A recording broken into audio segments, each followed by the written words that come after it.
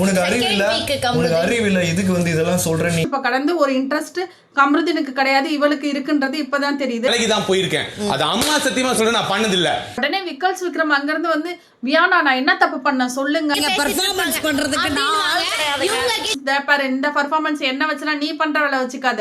Author யாரு நான் சொன்ன நீ யூஸ் பண்றன்றது எனக்கு நல்லா தெரிஞ்சிச்சு.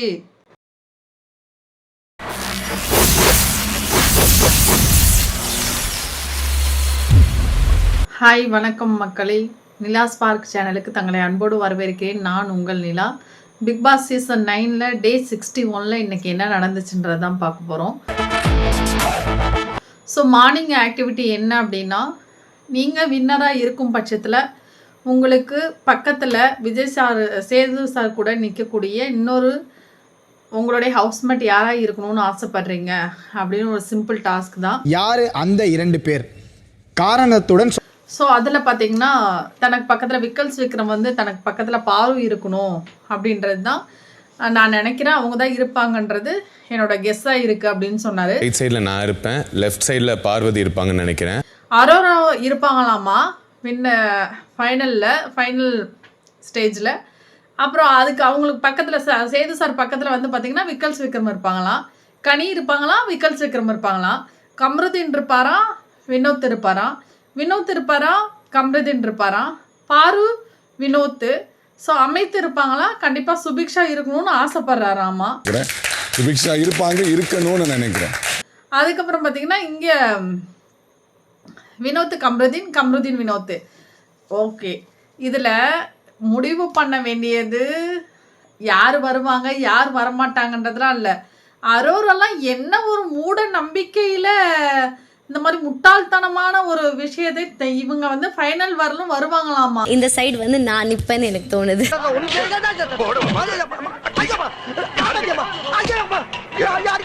சொல்ல முடியாது, தூக்கிட்டு வந்தாலும் தூக்கிட்டு வரலாம். இதில் முட்டாளாக நிற்கிறது பார்க்குற நம்ம தான். ஸோ அதை விடுவோம்.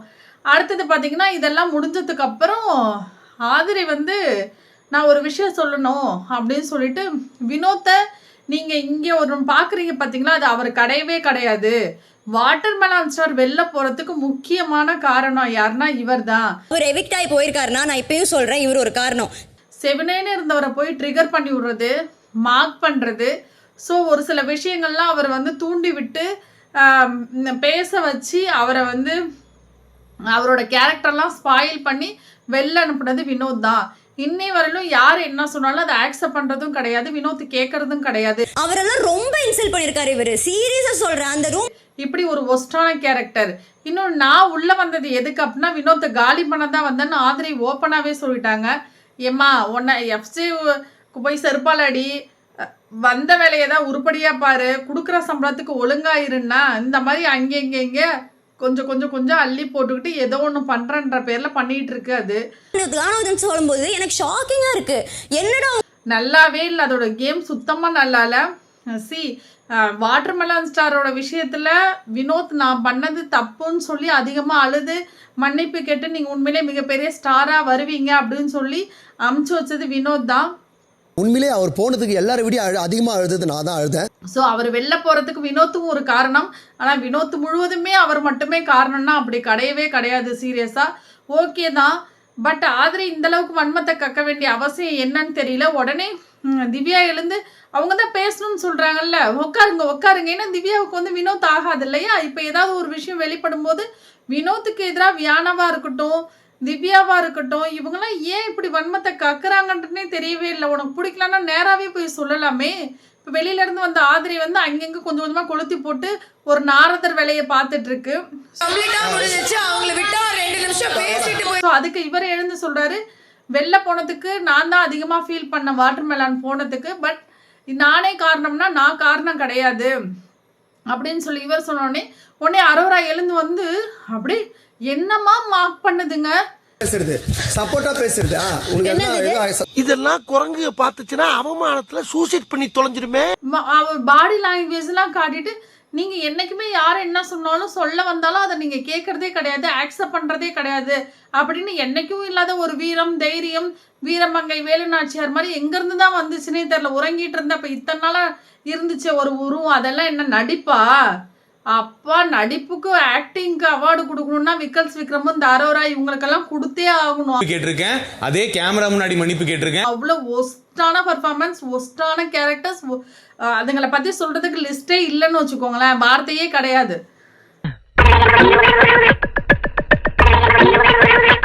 உடனே வியானா வந்து ஏன் அவர் மட்டும்தான் அப்படி இருக்காரா, இல்லை இங்கே நிறைய பேர் தன்னோட தப்பை உணர்றதே கிடையாது, உடனே சிரிச்சுக்கிட்டே இல்லை ஏதாவது ஒரு பாடி லாங்குவேஜ் வெளிப்படுத்திக்கிட்டு அந்த அவங்க செஞ்ச தப்பை நார்மலைஸ் பண்ணதான் அங்கே நிறைய பேர் பார்க்குறாங்க அப்படின்னு சொல்லி வியானா சொல்லிட்டாங்க.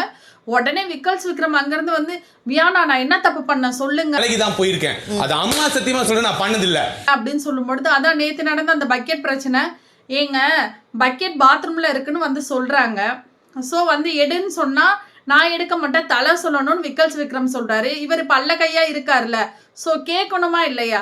ஓகே, அப்போ பார்வதி போயிட்டு ரம்யாட்ட சொல்லி ரம்யா வந்து சொல்லும் பொழுது நீ ஒரு பையன் தானே, உனக்கு சுய அறிவு இருக்குல்ல, உனக்கு புத்தி இருக்குல்ல, யார் என்ன சொன்னாலும் அப்படியே செஞ்சிருவியா? ஸோ ரோட்டோரமா ஒரு வரட்டி ஒன்று கிடக்கு, அதை எடுத்து தின்னுன்னு சொன்னா நீ தின்னுடுவியா? இருந்தது நாக்குல எனக்கு பார்த்தா ஒரே புளிப்பு. என்னன்னு அது எருமை மாட்டு சாணி. உனக்கு ஒரு புத்தி வேண்டாமா? ஒரு பொண்ணு எக்ஸ்ஆர்ஓ யாரா வேணாலும் இருக்கட்டுங்க, அங்கே பொறுத்தவரையிலும் ஒரு சில ட்ரெஸ்ஸஸ் மட்டும் உள்ள வாஷ் பண்ணிக்கிறாங்க, மெயினான ட்ரெஸ் எல்லாம் வெளில போகுது. அப்ப பக்கெட்ல இருக்க ட்ரெஸ்ஸை யாருன்னு எடுத்துட்டு வந்து கேட்டுட்டு யாரும் இல்லைன்ற பட்சத்துல தாங்க நீங்க ஹவுஸ்ல மிடில்ல கொண்டு வரணும். 60 கேமரா இருக்கு, இது வேர்ல்டு ஃபுல்லா பாக்குறாங்க, ஒரு நல்ல டிவி, ஒரு இன்டர்நேஷனல் டிவி சேனலு. ஸோ இது ஒரு ஷோவா, லைவ் ஷோவா டெலிகாஸ்ட் பண்றாங்க. ஒரு அறிவு இருக்க வேணாமா, ஒரு புத்தி இருக்க வேணாமா, ஒரு பர்சனல் வெஞ்சன்ஸை நீ இப்படிதான் காட்டுவியா? அந்த பக்கெட்டை பாத்ரூம்ல இருந்து எடுத்துட்டு வந்து வீட்டுல நடுவுல வைப்பியா? ஓ நீங்க கரெக்ட்டா பேசுறீங்களா? இது என்ன ஹாஸ்டல், அது பிஜி, அது ஒரு அறிவு வேணாமா? யார் என்ன சொன்னாலும் நம்ம கேட்டுருவோமா? அப்போ கொண்டு வந்து வச்ச உடனே அது வியானாவோட ட்ரெஸ் போல இருக்கு, அப்ப என்னோடதுன்னு தெரிஞ்சுதான் நீங்க கொண்டு வந்து வச்சிங்கனான்னு அவங்க கேட்க போக அங்கே உள்ள ஒருத்தவங்க அப்ப நீ கையை விட்டு செக் பண்ணியா அப்படின்னு சொல்லி யாரோ கமெண்ட் பாஸ் பண்ணவும் வியானா வந்து ட்ரிகர் ஆயிட்டாங்க. ஒரு கமெண்ட் இங்க இருந்து வந்தது, கேட்டிங்களா அந்த கமெண்ட்டை? ஸோ அவங்க அப்படி கேட்குறாங்க, நீங்க எதுவுமே சொல்லல. ஏதாவது ஒரு பிரச்சனைனா முன்னாடி வந்து விக்கல்ஸ் விக்ரம் கேட்பாரு. ஸோ நியாயத்துக்கு போராடுவாரு, நீதிக்கு போராடுவாரு, தப்புன்னா முன்னிறுத்தி கேட்பாரு, சட்டப்படி தான் நடக்கணும், பிக் பாஸ் ரூல் படி தான் நடக்கணும்னு சொல்ற விக்கல்ஸ் விக்ரம் ஒருத்தவரு நீ அதை கைவிட்டு பாத்தியா அந்த ட்ரெஸ் அப்படின்னு கமெண்ட் பாஸ் பண்ணும்போது நீ எங்க போன அப்படின்னா ஜோன் அவுட் ஆயிட்டாராமா. இந்த முகரக்கட்ட நான் வந்து தவிச்சு போயிட்டேன், செத்து போயிட்டேன், என்ன அப்படி கேட்டது அப்படின்னா எதுக்கு செத்துப்போம் அப்படி? இது வந்து பெரிய பிரச்சனையாயிடும், வீக்கெண்ட்ல இதை வச்சு டிஸ்கஸ் பண்ணுவாங்க அப்படின்றதுக்காக அதை நார்மலைஸ் பண்றதுக்கு விட்டாம பாருங்க ஒரு ஆக்டிங்கு தர்பூசணி. அப்படியே ஒரே ஆக்டிங். ஏன் நில்ல அவங்க அத்தனை பேர் ஹவுஸே வந்து சூழ்ந்தது, அவங்க உடனே வந்து ஒரு மாதிரி ஃபீல் ஆயிடுச்சு அவங்களுக்கு. வேண்டாம் சரி இதுக்கப்புறம் நம்ம பேச வேண்டாம் அப்படின்னு சொல்லி போகும்போது ஏன் நில்லு சொல்றல நில்லுன்னு இவர் அப்படியே போறாராமா.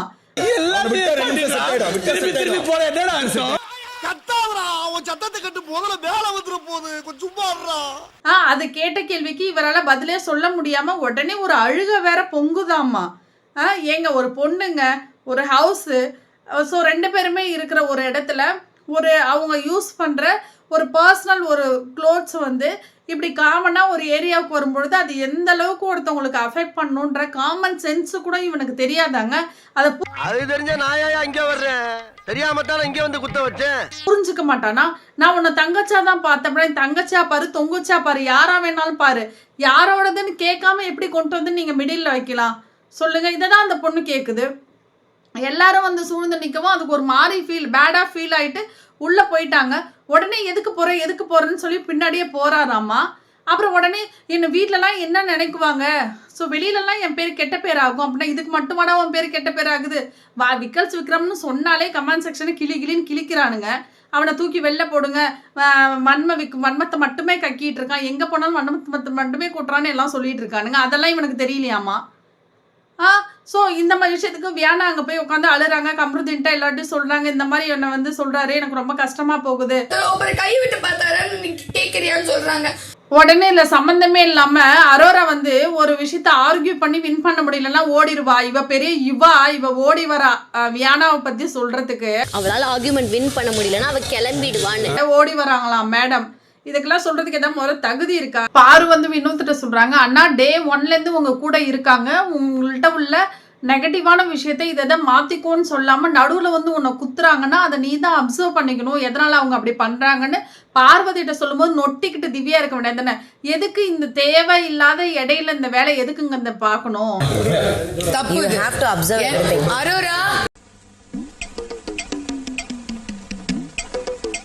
தேவையில்லாத ஆணி வேலை எதுக்கு திவ்யா பார்க்கணும்? உடனே இரு நீ அரோராவை தான் சொன்னியா, இரு நான் அவளை கூப்பிடுறேன்னு சொல்லி கூப்பிட்டு விட்டு இங்க பெரிய பிரச்சனை நடு சந்தியில, வீட்டுக்குள்ள இருந்த பிரச்சனை நடு சந்தியில இழுத்து விட்ட மாதிரி இழுத்து விட்டு இருக்கு இந்த திவ்யா. மானங்கட்ட பொழப்பு திவ்யாவுக்கு. அது அப்படிதான் தெரிஞ்சுது. அதாங்க அது உங்க பெர்ஸ்பெக்டிவ். அப்ப வந்து நீ என்னதான் சொல்ற, நான் ஒன்ன சொல்லல, நான் காமனா சொன்னேன் அப்படின்னு சொல்லும்பொழுது விடலாம்ல. இவங்க உடனே பர்ஃபார்மன்ஸ் பண்ண ஆரம்பிச்சிட்டாங்க. உடனே அவங்க சொல்றாங்க, அதுக்கு தான் பாரு சொன்னிச்சு, பாரு இந்த பர்ஃபார்மன்ஸ் என்ன வச்சுனா நீ பண்ற வேலை வச்சுக்காத, சரியா? நான் ஒன்ன மென்ஷன் பண்ணவே இல்லை, அது நீ எடுத்துக்கிட்டனா அதுக்கு நான் பொறுப்பாக முடியாது. நான் ஒன்ன மென்ஷன் பண்ணி சொல்லலை. இந்த மாதிரி விஷயம் டே 1ல இருந்து நான் தான் கூட இருக்கேன். அப்ப நீ என்னதான் சொன்ன, நீ எடுத்துறதா நீ எடுத்துக்கோ, நான் ஒன்னு சொல்லல அப்படின்னு சொன்னோடனே உடனே இல்லை நீ வந்து எப்போதுமே இப்படி இன்டைரக்டா தான் பேசுவ அப்படின்னு சொல்லுவோம். இன்டைரக்டா பேசலன்றது என்னோட விருப்பம். ஒவ்வொருத்தவங்க ஒவ்வொரு மாதிரி வெளிப்படுத்துவாங்க. நான் இன்டைரக்டா சொல்றது என்னோட பழக்கம். நான் ஒன்ன மென்ஷன் பண்ணி சொல்லவே இல்லை, நான் காமனை தான் சொன்னேன். அந்த இடத்துல 3 பேர் இருக்கப்ப உனக்கு மட்டும் ஏன் எரியுது அப்படின்னு சொல்லி ஓவர் பர்ஃபார்மன்ஸுங்க. அரோரா எதுக்கு தான் இந்த பர்ஃபார்மன்ஸ்னே தெரியல. வந்து பர்ஃபார்ம் பண்றதுக்கு நான் ஆள் கிடையாதுன்றேன், புரியுதுங்களா? உன்னை நான் சொல்லல, நீ கிளம்பு அப்படின்னு சொல்லி பயங்கரமா வந்து திட்டி விட்டுட்டாங்க பார்வதி. அடுத்து பார்த்தீங்கன்னா இப்போ பெஸ்ட் பர்ஃபார்மன்ஸ் ஒஸ்ட் பர்ஃபார்மரை வந்து நீங்கள் செலக்ட் பண்ணும் டாஸ்கில் இருந்து அப்படின்னு சொல்லும்போது 6 பேரை பெஸ்ட்டாகவும் 10 பேரை ஒஸ்ட்டாகவும் செலக்ட் பண்ணணும் அப்படின்னு சொல்லி பிக் பாஸ் வந்து சொல்லும்பொழுது இந்த விஷயத்தில் கூட ஒரு காமனான ஒரு விஷயத்த ஏன்டா நல்லா பண்ணான்னா நல்லா பண்ணுன்னு சொல்லி தொலைங்களேன்டா. இதில் என்னடா உங்களுக்கு பிரச்சனை வருது? இதில் கூட பயாஸ்ட்டை கொண்டு வந்து ஒருத்தவன் செஞ்சால் ஒரு டாஸ்க்கை நல்லா பண்ண, ஆக்சுவலாக அங்கே யாருமே நல்லா பண்ணல, ரசிக்கிற மாதிரி இல்லை, என்டர்டெயினாக இல்லை, அவங்கவுங்க கேரக்டரில் இல்லை. எல்லாரும் அவங்களோட ஓன் அதாவது டாஸ்க்குக்கு கொடுத்த கேரக்டர்லேருந்து வெளியில் வந்து அவங்கவுங்க கேரக்டராக தான் நிறைய இடத்துல இருந்தாங்க. இப்போ ஒரு கேரக்டர் ஒன்று கொடுத்தா அவங்க கொடுத்ததையே நீ ஃபாலோ பண்ணலாம், இல்லை அதை விட எக்ஸ்ட்ரா நீ ஒரு விஷயத்த நீனே கிரியேட் பண்ணி மற்ற கேரக்டர்ஸ் கூட ஒரு பாண்டிங் வச்சு நீனே ஒன்று உருவாக்கலாம். ஒன்றுமே இல்லைங்க, சும்மாவே உட்கார்ந்துருக்குங்க. வந்து பர்ஃபார்ம் பண்றதுக்கு நான் ஆள் கிடையாதுன்றேன், புரியுதுங்களா? இந்த எஃப்ஜே இருக்கான் பாருங்க, இன்ட்ரோவர்ட் கேரக்டராமா, எவ்வளோ சூப்பரான ஒரு கேரக்டருங்க அது. எவ்வளோ ஒரு வாய்ப்பு கிடைக்கலன்னு வெளில உட்காந்துருக்காங்க. இவங்களாம் வாய்ப்பு கிடைச்சி உள்ளே போய் தீனி தின்னுபிட்டு வேலையை பார்த்துட்டு உட்காந்துருக்காங்க. அசிங்கமாக வருது வாயில்.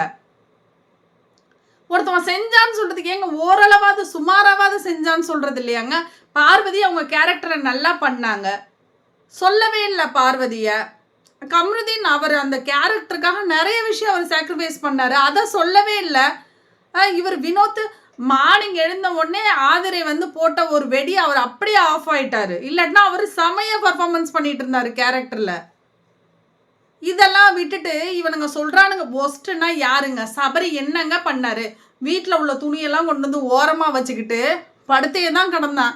போயிட்டு என்ன சபரி அப்படின்னா, நான் கேரக்டர் இருக்கேன், 10 மாசம் சுமந்து பெற்றதுக்கு 10 பைசா கூட பிரயோஜனம் இல்லை, சரியான பொழுதுபோக்கு. இது வந்து குகை, நான் குகைக்குள்ள படுத்திருக்கேன், அதனால இது வந்து குணாவோட குகை அப்படின்னு சொல்லி அவனே மேக் பண்ணிட்டு ஒரு ஆக்டிங்குமே பண்ணல, கேமராவை மறைச்சிக்கிட்டு தூங்கிட்டே தான் கிடந்தாப்புல. இவனை 10 மாசம் சுமந்து கஷ்டப்பட்டு பெத்த இந்த வயித்தை பிரண்டைய கொண்டே அடிச்சுக்கணும். எஃப்சி இன்ட்ரோவர்ட்னு சொல்லிட்டு அவன் ஒரு லூசு மாதிரி போய் உட்காந்து ஓரமாகி உட்காந்துதான். அவனுக்கு என்னன்னா இப்படி ஒரு கேரக்டர் கொடுத்ததும் பொண்ணுங்க மத்தியில் நம்ம வந்து நம்மளோட ஹீரோயிசத்தை காட்ட முடியலையேன்னு அவனுக்கு உள்ளுக்குள்ள ஒன்று. அதனால வந்து அவனாவே ஒன்று இல்லாத ஒன்றை மேக் பண்ணிட்டு பர்ஃபார்மன்ஸ் பண்ணுங்கடான்னு கொடுத்தா பர்ஃபார்மன்ஸே சைலண்டா இருக்கிறது தானே அவன் ஒன்றை மேக் பண்ணிட்டு போய் உட்காந்துருக்கான் ஓரமா. மறுவனாக்கு இனிமேல் வெளியே இந்த புதருக்குள்ளேயே குளிய தூண்டி சதாம் ஹுசேன் மாதிரி பதுங்கி இருப்பதை தவிர வெளியே நடமாட மாட்டானே. அதுக்கடுத்தது பார்த்தீங்கன்னா இவங்க பார்வதிலாம் அவங்க கேரக்டர் சூப்பராக பண்ணாங்க, நல்லா பண்ணாங்க, லாங்குவேஜ் எல்லாம் சூப்பராக வந்தது அவங்களுக்கு. வியானா பார்த்தீங்கன்னா வியானாவும் நல்லா பண்ணுச்சு. இவங்க சாண்ட்ரா சூப்பராக பண்ணாங்க. பிரஜின் வந்து கேரக்டராக ஒன்றும் பண்ணல, ஆனால் பொறுப்பை வந்து அவர் கரெக்டாக செஞ்சார். திவ்யாவும் நல்லா பண்ணாங்க. என்னென்னா கேரக்டராக ஒன்றும் பண்ணலை, அவங்களுக்கு கொடுத்த அந்த பர்ஃபார்மன்ஸை ஒழுங்காக பண்ண கிடையாது. பட் அந்த பொறுப்பை அவங்க ஒழுங்காக பண்ணாங்க. இப்படி ஒரு கேட்டகரியில் பிரித்தாங்க. சுபிக்ஷாலாம் தூங்கவே இல்லை, அமித்து தூங்கவே இல்லை. ஸோ அந்த மாதிரி அதை ஏதாவது ஒன்று செலக்ட் பண்ணியிருக்கலாம், அதுவும் கிடையாது. இதுலேயும் போய் மாற்றி மாற்றி மாற்றி மாற்றி என்னத்தை தான் குத்துவானுங்களோ தெரில, குத்திக்கிறானுங்க. அதில் பார்த்தீங்கன்னா இதில் 6 பேர் பெஸ்ட்டு, 10 பேர் ஒஸ்ட்டுன்னு சொன்னால் பெஸ்ட்டு செலக்ட் பண்ணியிருக்கானுங்க பாருங்கள். கனி பெஸ்ட்டாக மாறி என்னத்தை கிழிச்சிச்சு கனி, ஒரு ஆணியை கூட பிடுங்க கிடையாது. சபரியாமா ஒரே காமெடி, சபரியை போய் செலக்ட் பண்ணியிருக்கானுங்க. நம்ம யார் வம்புக்கும் போறது இல்ல, யார் தும்புக்கும் போறது இல்ல, நம்ம உண்டு நம்ம சோழி உண்டுன்னு போயிடுறது. பிரஜின், சாண்ட்ரா, அதுக்கடுத்தது பார்த்தீங்கன்னா பிரஜின், சாண்ட்ரா, விக்கல்ஸ் விக்ரம், அரோரா. ஐயோ எம்மா சாமி என்னால் முடியலடா. அரோரா என்னடா ஆக்ட் பண்ணுச்சு, அதுவே ஒத்துக்குச்சுடா. எனக்கு கேரக்டர் என்னன்னு தெரில, எப்படி பேசணும்னு தெரில, அதுவே நிறைய இடத்துல பதிவு பண்ணியிருக்கு. அதை தூக்கிட்டு வந்து பெஸ்ட்டுன்னு கொடுக்குறீங்கன்னா அப்போ நீங்களாம் யாருடா, எதுக்குடா உங்களெல்லாம் சோத்தா போட்டு சம்பளத்தை கொடுத்து உள்ளே வச்சிருக்கணும்? காலங்காத்தால உனக்கு குறவழி வரைக்கும் சோத்த போட்டு வண்டியில ஏத்திட்டு வந்ததுக்கு உன்னால என்ன பண்ண முடியுமோ அதை பண்ணிட்டேன். போய் அந்த பிள்ளை எல்லாரையுமே மயக்கி வச்சிருக்கு. நல்லா பேசுறேன், நான் வந்து வாய்ஸ் அவுட் பண்ண மாட்டேன், எனக்கு பேச தெரியாதுன்னு நடிச்சு வச்சிருக்கா. துஷாத் பாவம் ஒண்ணுமே தெரியாது, ஒரு இன்னசென்ட் ஃபெலோவை வெள்ளமிச்சு வச்சிருக்கா. அடுத்து கம்ருதீன் பாருன்ற ஒருத்தவங்கள்ட்ட இவ துஷாத் கூட சேர்ந்துருந்தப்ப தேவையில்லையாமா, துஷாத் போனதுக்கு அப்புறம் இவன் கூட சேர்ந்துக்குவாளாமா. அப்படி ஒரு கேவலமான ஒன்று. அதெல்லாம் விடுங்க, பர்ஃபார்மன்ஸ் ஒன்றுமே பண்ணலைங்க. அவளே ஒத்துக்கிறா, அவளை கொண்டு வந்து பெஸ்ட்டுன்னு எப்படிங்க போட்டிங்க? அவங்க தான் போடுறாள், இவ சோத்தா தானே திங்கிறா. இவ வந்து சொல்லணும் இல்லைங்க, இல்லை நான் நல்லா பண்ணலைங்க, எனக்கு வேண்டாம், நிஜமாக நான் நல்லா பர்ஃபார்மன்ஸ் பண்ணணும் சொல்லணும் இல்லைங்க. எப்படிங்க ஆக்செப்ட் பண்ணுவோமா நம்ம?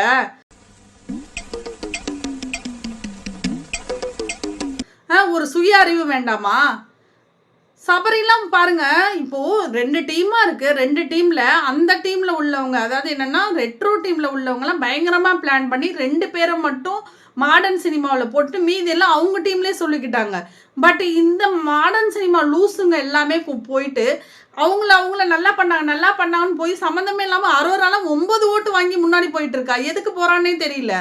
கனி 12 ஓட்டு, சபரிக்கு 11 ஓட்டு எதுக்குங்க விழுந்துச்சு? இதில் இடையில அமித் வேற என்னோட கேரக்டர் அப்படி கொடுத்தாங்க, நான் ஒஸ்ட் பர்ஃபார்மன்ஸ் வாங்கவே கூடாதுன்னு இருந்தேன் அப்படின்னு சொல்லி அவர் அழுத்தத்துக்கு அப்புறம் 2 ஓட்டு அவர் நல்லா பண்ணாருன்னு விழுது.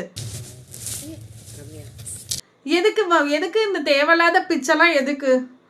பர்ஃபார்மன்ஸ் பண்ணி அவர் எனக்கு தெரிஞ்சு பிக் பாஸ் இந்த சீசனோட ஓடியே போயிடுவார். என்னை விட்டுருங்கடா, என்னை ஆளை விட்டுருங்க அப்படின்னு சொல்லி. நீனும் ஒழுங்காக பண்ண மாட்டேற, பண்ணுறவனையும் விட மாட்டேற, உனக்கும் உண்மையாக இருக்க மாட்டேற, மற்றவனுக்கும் உண்மையாக இருக்க மாட்டேற, உன்னோட வன்மத்தனத்தை வெளிப்பட பயாஸ்டாக இருக்கிறீங்க. இந்த 6 பேர் சத்தியமாக சொல்கிறேங்க, அதில் விக்கல்ஸ் விக்ரம்லாம் ஒன்றுமே பண்ணலைங்க. இப்படியே தான் தூக்கிட்டு இருந்தேன். வேற வந்து இல்லை நான் கேரக்டரில் தான் இருக்கேன் அப்படி இதை மட்டும்தான் பண்ணிகிட்டு இருந்தாப்புல. கனி எப்போதும் அந்த சரோஜாமா மாதிரியே ஏதோ ஒன்று பண்ணுறன்ற பேரில் ஒன்று பண்ணிட்டு எதாவது ஒன்றாவது யாருமே இல்லை. ஏன் அதை முன் வந்து யாருமே சொல்லலை? ரம்யா போய் ஃபுல்லாக அந்த சைடு ரெட்ரோவில் தான் எல்லாருமே சூப்பராக பர்ஃபார்மன்ஸ் பண்ணாலும் ஃபுல்லாக அந்த சைடு போய் குத்த போக இந்த அண்ணன் உண்மையிலே பண்ண கம்ருதீனுக்கும் பார்வதிக்கும் பாயிண்ட்ஸே வரலைங்க. 8 தான். அங்கே சம்மந்தமே ஒன்றுமே செய்யாமல் அரோரா ஈஸியாக 9 பாயிண்ட் வாங்கிட்டு உள்ளே போயிட்டா. இது எந்த வகையில் நியாயம்? இதெல்லாம் நியாயமா, தர்மமா? இதெல்லாம் நடக்கக்கூடியதா, ரசிக்கக்கூடியதா? இதெல்லாம் உண்மையிலே டைஜஸ்டே பண்ண முடியலங்க. செம்ம கோவம் வருது. வார்த்தைகள் ஏதாவது அதிகமாக விட்டுருவோம் வேற ரொம்ப பயமா இருக்கு.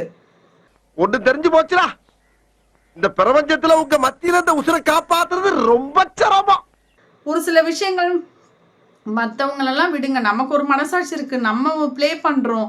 நம்மளுக்கு ஏங்க பார்வதி போய் சொல்கிறாங்கங்க விக்கல்ஸ் விக்ரம் நல்லா ப்ளே பண்ணாருன்னு சொல்கிறாங்கங்க. கனியை சொல்கிறாங்கங்க. விக்கல்ஸ் விக்ரம் வந்து பார்வதியை சொல்லவே இல்லைங்க. எப்படி ஒரு வன்மத்தை பாருங்கள். ஓட்டு போட்டால் அது முன்னாடி வந்துடும், ஸோ ஜெயிலுக்கு போகாமல் இருந்துரும்னு அவன் அதை பண்ணிகிட்டு இருக்காங்க. கனி வந்து சொல்லவே இல்லை இந்த சைடு யாரையுமே. இதெல்லாம் அவங்களுக்கே புத்தி இருக்கணும். புத்தி இல்லைன்னா நம்ம என்ன பண்ணுறது? காமெடி என்ன தெரியுமா, டாஸ்க்கு நல்லாவே ப்ளே பண்ணணும்னு டாஸ்க்கு ரன் ஆகிட்டு இருந்தப்போ எஃப்சி வெளியெடுத்துட்டாங்க. அந்த எஃப்சி நல்லா ப்ளே பண்ணலாம் அப்படின்னு சொல்லி வினோத் வந்து ஓட்டு குத்துறாரு. அது கூட பரவாயில்ல. லாஸ்ட்டாக ஜெயிலில் தூக்கி போடும்போது ஈஸியாக எஃப்சி முன்னாடியே ரிலீஸ் ஆகி வெளில வந்துட்டாங்க. அப்போ கேரக்டரில் டாஸ்கில் இருந்தப்பே பிக் பாஸ் சொல்லி வெளியேற்றப்பட்டவன் உங்களால் திரும்பவும் வந்து அவனை ஜெயிலேருந்து அனுப்புறீங்க. ஒன்றும் சொல்கிறதுக்குள்ள என்ன மாதிரியான பயாஸ்டாக விளையாடுதுங்க. இதில் திவ்யாவுக்கு பொத்துக்கிட்டு கோவம் வேற வந்துருச்சு. என்ன சொல்லலை, நான் வந்து தூங்கலை, 2 டாஸ்க்கு ஜெயிச்சு கொடுத்தேன், ரெஸ்ட் ரூம் கூட நான் போகலை, இதெல்லாம் பெருமையில் எருமை தான் போகணும். ஓகே, அவங்க வந்து பொறுப்பை செஞ்சாங்க, கேரக்டராக அவங்க எதுவும் செயல்படல, பட் பொறுப்பில் அவங்க நல்லாவே செஞ்சாங்க. உடனே வந்து பிரஜின் வந்து பயாஸ்டா எல்லாம் செயல்பட்டாங்கன்னு திவ்யா சொல்லும்பொழுது என்ன பயாஸ்டா செயல்பட்டாங்கன்னு சொல்லாதீங்க, நான் அப்படி தான் போட்டாகணும், இங்கே பாதி அங்கே பாதி அப்படின்னா என்னோட அது உங்களோட கருத்து, அது என்னோட கருத்து அதுதான் திவ்யா. உங்க கருத்து அப்படி போட்டாகணும்னு பிக் பாஸ் சொன்னாங்களா? அப்போ நல்லா ப்ளே பண்ணி உங்களுக்கு ஜெயிச்சு கொடுத்த எனக்கு ஏன் போடலன்னு அது அப்பான்னு அது கத்த ஆரம்பிச்சிருச்சு.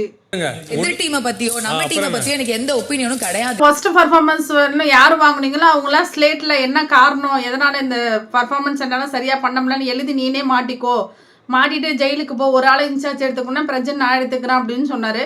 ஸோ எல்லாரும் ஜெயிலுக்கு போகிற அந்த பிட்வீன் கேப்பில் இதில் இப்போ என்ன பிரச்சனைனா, இந்த இடம் தான் ரொம்ப த்ரில்லிங்கான இடம், இதை தான் நம்ம எல்லாரும் ரொம்ப நல்லா லிசன் பண்ணோம். இந்த இடம் தான் த்ரில்லிங்கான இடம், மனசை தேத்திக்கங்க, பயந்துறாதீங்க. நான் பயப்படல, நீ தைரியமா சொல்லு. அரோரான்னு ஒன்று இருந்துச்சு பார்த்தீங்களா ஸ்டார்டிங்கில். உண்மையிலேயே ஸ்டார்டிங்லேருந்து கம்ருதீன் ஒரு நல்ல ஃப்ரெண்டாக தான் பழகிறாப்புல. இவ துஷாத்தை உஷார் பண்ணுறதுக்காக போகும்பொழுது இவன் வந்து இடையில வந்து டிஸ்டர்ப் பண்ணுறானேன்னு வாலண்டரியாக பார்வதி கூட தள்ளி விட்டது. இப்போ துஷாத்தை உஷார் பண்ணி அவன் பேரை கெட்ட பேராக்கி டேமேஜ் பண்ணி வெளில அனுப்புனதுக்கப்புறம் இப்போ லோன்லியாக இருக்கும்னு சொல்லிட்டு இவளாவே என்ன நினச்சிக்கிறா, அரோரா நம்மள கம்ருதீன் வந்து ஒன் சைடாக லவ் பண்ணுறான்னு இதாவே நினச்சிக்குது. பட் அவன் உண்மையிலேயே ஒரு நல்ல ஃப்ரெண்டாக தான் இருந்திருக்கான்.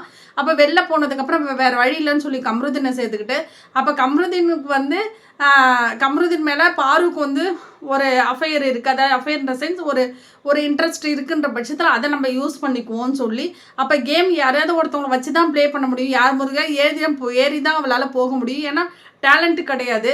ஸோ இவ்வளோ நாளாக ரன் ஆகி வந்ததுக்கு 2வது வாரத்திலே போகும், ஏசியெல்லாம் நல்லா ஒர்க் ஆகுதா, ஃபேன்லாம் ஒர்க் ஆகுதான்னு விஜய் சேதுபதியால் கேட்கப்பட்ட ஒரு பெண் இவ்வளோ நாளாக தள்ளி வந்து இப்போ பார்த்தீங்கன்னா அரௌண்ட் ஒரு 90 days உள்ளே இருந்துட்டு போகிற மாதிரி அவள் ப்ளே பண்ணுறா.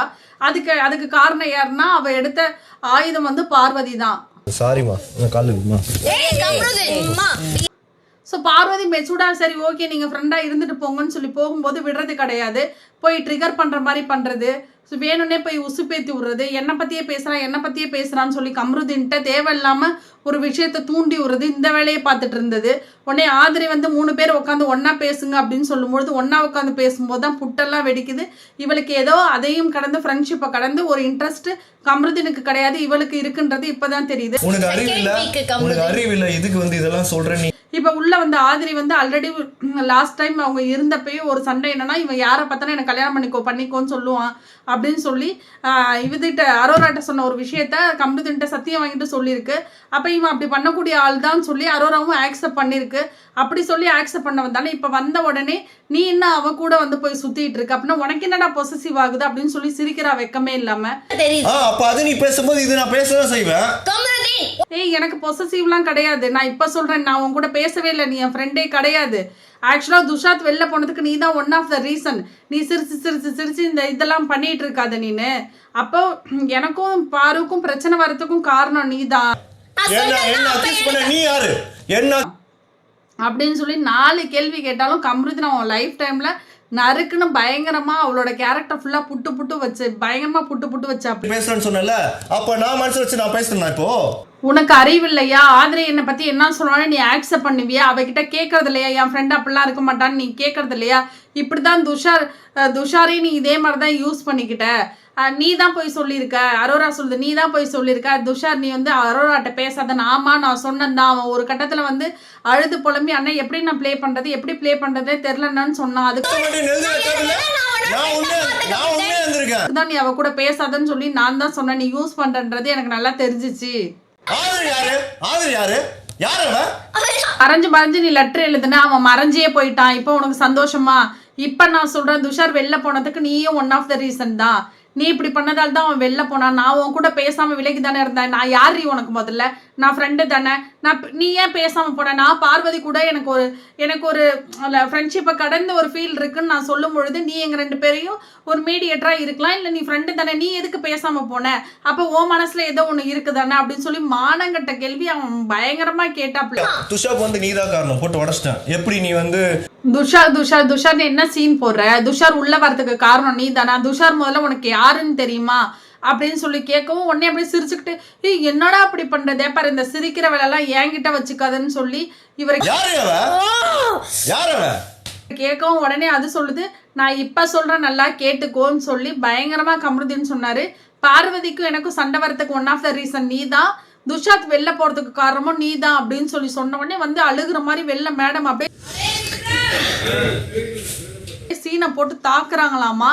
அதுக்கப்புறம் பார்த்தீங்கன்னா ஜெயிலுக்குள்ளே உள்ளே போய் அடைச்சிட்டாங்க. அடைச்சிட்டு இப்போது ஒவ்வொரு பெல் அடிக்கும் பொழுதும் உள்ளே இருக்கிற 10 மெம்பர்ஸில் ஒரு ஆள் வந்து நீங்கள் வெளியில் வந்து எவிக் பண்ணி ஓகே இவங்க ஜெயில் தண்டனையிலேருந்து போகலான்னு நீங்கள் முடிவு பண்ணி சொல்லணுங்கும் போது ஃபஸ்ட்டு அமித்து, நான் கூட நினச்சேன் வேறு ஏதோ ரீசனுக்காக உண்மையிலே ஒரு வேலை செஞ்சார் அப்படி இப்படின்னு சொல்லி தான் அனுப்புகிறாங்கன்னு.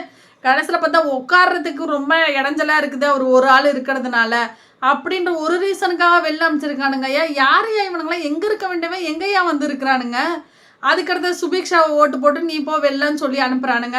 அதுக்கப்புறம் லாஸ்ட்டாக 3 பேர் இருந்தாங்க, 3-4 ஆதிரை இருந்தாங்க, திவ்யா இருந்தாங்க, ரம்யா, வியானா, இவர் வினோத்லாம் பாவையா நல்லா ப்ளே பண்ணாரியா, வேணும்னே அவரெல்லாம் வெளில அனுப்பாமலே ஜெயிலுக்குள்ளே போட்டு வச்சுருக்கீங்க. இதில் சிரிப்பான சிரிப்பு என்ன தெரியுமா, டாஸ்க்லேயே நல்லா பண்ணலன்னு வெளியே அனுப்பப்பட்ட எஃப்ஸே இந்த ஜெயிலுக்கு வந்து எல்லாருக்கும் முன்னாடியே அவர் வெளில போய் நின்று ஜாலியாக ஃப்ரீ பேர்டாக சுற்றிட்டு இருக்காரு. அப்போது இங்கே உள்ள சிறைத்தண்டனை அனுபவிக்க வேண்டியவங்களாம் வெளியில் இருக்கான், வெளில இருக்கவங்களாம் உள்ளே இருக்கான். இதுக்கும் சொசைட்டிக்கும் ஒன்றும் பெரிய டிஃப்ரென்ஸ்லாம் இல்லை, அதே தான் இங்கேயும் நடக்குது, சொசைட்டிலையும் நடக்குது, பிக் பாஸ் வீட்லேயும் அதான் நடக்குது. எதுவுமே நீதி கிடையாது, நேர்மை கிடையாது, தர்மம் கிடையாது. உனக்கு பிடிச்சிருந்துச்சுன்னா நீ கொலையே பண்ணிட்டு வந்தாலும் ஏதோ ஒரு ஆத்திரத்தில் பண்ணிட்டான், அவன் அப்படி பண்ணக்கூடிய ஆள் கிடையாது அப்படின்னு சொல்லக்கூடிய ஆளுங்களாக தான் பிக் பாஸ் வீட்டில் இருக்குதுங்க. எதுக்கு இந்த மாதிரி கண்டஸ்டண்ட்டை செலக்ட் பண்ணானுங்க, இதுங்க என்ன பண்ணி தொலைஞ்சிட்டு இருக்குதுங்க. லாஸ்ட்டாக சொல்லுங்கடானா வியானா வந்து வியானாவுக்கே ஓட்டு போட்டுக்கிட்டு இன்னொன்று ரம்யாவுக்கு போட்டுது. உடனே ஆதிரை டென்ஷன் ஆகிட்டாங்க, நீ எப்படி போட்ட, உன்னோட ஓட்டு உனக்கு போட்டுக்கிட்டேன், இன்னொன்று ஏன் ரம்யாவுக்கு போட்ட, ரம்யா வந்து தலையாவும் ஒன்றும் பண்ணல, பர்ஃபார்மன்ஸும் அவள் ஒன்றும் பண்ணலை, இவர் உன்னோட டீம் தானே போட்டிருக்கலாமா, இல்லை என்னோட பார்வையில் தெரிஞ்சிச்சு அவள் வந்து சைலண்ட்டாக இருந்தாலும் நல்லா பண்ணா. திவ்யா வந்து எப்போதுமே ரொம்ப வாய்ஸ் ரைஸ் பண்ணி லவுடாக பேசுவாங்க, ஸோ அவங்க சொல்லியும் கேட்கல இவங்க சொல்லியும் கேட்கல. உடனே திவ்யா எல்லாருமே பயாஸ்டாக இருக்கீங்க, யாருமே ஒழுங்காக அவளை எல்லாம் ஒருத்தவங்க மிதிச்சு தூக்கி போட்டு மிதிச்சு தான் மேலே வரணும், யாருமே வர முடியாது. அப்போ உங்களோட கேம் வந்து இவ்வளோ ஒஸ்ட்டாக தான் இருக்குமா, இப்படியெல்லாம் கேம் விளையாடணும்னா தயவு செய்து ஓட்டு போட்டு என்னை வெளில அனுப்பிச்சிட்டு அப்படின்னா ஏமா உனக்கு போகணும்னா நீ போமா, ஏமா ஓட்டை போட்டு வெளில அனுப்ப சொல்கிறேன். உனக்கு என்ன ஜெயிலில் தானே அடிச்சு வச்சாங்க, பிக் பாஸ் வீட்டில் இருக்கக்கூடாதுன்னு நீ நினச்சினா நீனே வெளில போமா, பர்மிஷன் ஸ்பெஷல் பர்மிஷன் வாங்கிட்டு வெளில போ. ஏன் இங்கே இருந்துக்கிட்டு தூண்டி விட்டு வினத்தை மட்டுமே டார்கெட் பண்ணிக்கிட்டு இல்லை ஒரு விஷயத்த வந்து லவுடாக பேசிக்கிட்டு இந்த வார்த்தைகளை ஒருத்தவனை போயிட்டு கமருதினை போயிட்டு வாலண்டரியாக இழுத்துக்கிட்டு இந்த மாதிரி ஒஸ்டான வேலைகள் தான் திவ்யா வீட்டில் பார்க்குறாங்க. ஸோ அவங்க உள்ளே இருக்கிறத வெளியில் போகிறது தாராளமாக ரொம்ப நல்லது. மொத்த பேர் எனக்கு சேர்ந்து எனக்கு ஓட் பண்ணி வெளில அனுப்பிடுங்க. இவ்வளோ கோவம் இவ்வளோ ஆதங்கம் இதெல்லாம் ரொம்ப நேர்மையாக இருந்தால் பரவாயில்ல. உனக்கு உன்னோட டீம்மேட்ஸே உனக்கு ஓட்டு போடாமல் உள்ளே வச்சுருக்கானுங்கன்ற பட்சத்தில் நீ உன்னோட கோபம்லாம் யார் மேலே இருக்கணுமோ அவங்க மேலே தான் இருக்கணும். சம்மந்தம் இல்லாமல் மற்றவங்க மேலே நீ கோவத்தை காட்டுறதுக்கு உனக்கு வந்து ரைட்ஸும் கிடையாது, அதற்கான ஒரு தகுதியும் உனக்கு கிடையவே கிடையாது. ஸோ இன்றைக்கி எபிசோடு இப்படி தான் முடிஞ்சிச்சு. இன்னும் நாளைக்கு என்ன நடந்ததுன்றதை பார்ப்போம். ஸோ இன்னையை பொறுத்தவரையிலும் இந்த ஆட்டக்காரி ஹரோரா வந்து இப்படி பண்ணது, அதுக்கப்புறம் பார்த்தீங்கன்னா கமருதீன் கேட்ட நாக்கப்பிடிங்கிட்ட சாவர மாதிரி கேட்ட கேள்விகள், பார்வதிக்கும் அரோராவுக்கும் இடையில் நடந்த அந்த சண்டை சச்சரவுகள், இதெல்லாம் ரொம்ப இன்ட்ரெஸ்டிங்காக இருந்துச்சு. ஸோ சப்போர்ட் பண்ணுங்கள், ஃபாலோ பண்ணுங்கள், ஷேர் பண்ணுங்கள், உங்களோட வேல்யூபிளான கமெண்ட்ஸை கொடுங்க. Thank you so much guys, thank you.